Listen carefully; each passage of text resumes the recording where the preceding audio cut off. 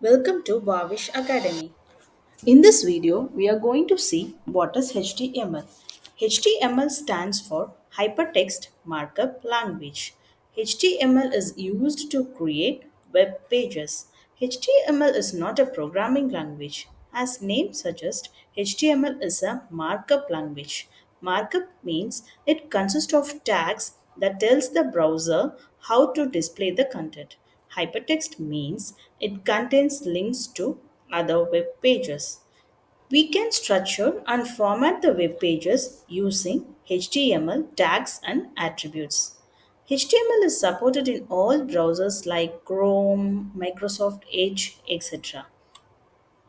HTML provides basic structure to the web page like what content needs to be displayed in the UI, and we can make styling like adding background colors using CSS, and it can be made interactive like clicking a button using JavaScript.